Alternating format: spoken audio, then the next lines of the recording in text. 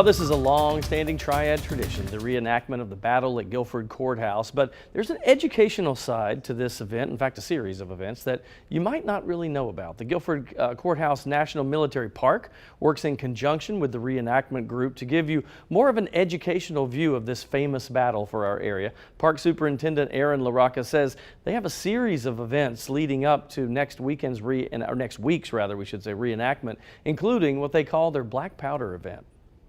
We'll have volunteers in period clothing firing black powder replicas of weapons that were used during the battle. We'll have a musket demonstration, but we'll also fire a 6-pound cannon, brand new cannon. We've only fired it twice before. We're really excited for that. All right, so not only do you get to see the artillery in action, but you can also tour the battleground and you kind of get the tactical side of the battle as well. As part of the anniversary weekend, we'll be hosting kind of guided tours where the public is invited to kind of walk the battlefield and understand how the landscape here at Guilford Courthouse influenced the outcome of the battle.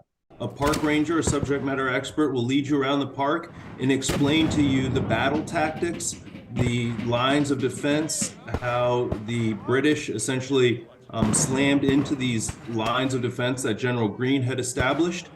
And this defense in-depth strategy that General Greene used here imparted so many casualties on the British troops that you can draw a direct line between the outcome of this battle. Even though the Americans were driven from the battlefield, the British were forced to surrender just a short time later to George Washington at Yorktown.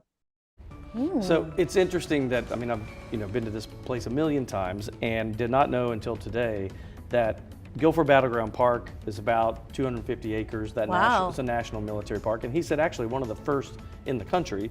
But the actual battle took place over 1,000 acres. So it goes all the way to Country Park. And if you know where like the Lakes at Lincoln apartment complexes, all that area right there was one giant battlefield. So it was massive. So what we go through today is only a small part of it. That's pretty amazing. A long stretch of space. So a lot of activities taking place throughout the week, and it's going to be outside. So how's the weather looking for that? Yeah, we'll check that. And it is free, by the way. Oh, it's all free? These events. Okay. Yeah, there's a lot of it. So check it out on our website.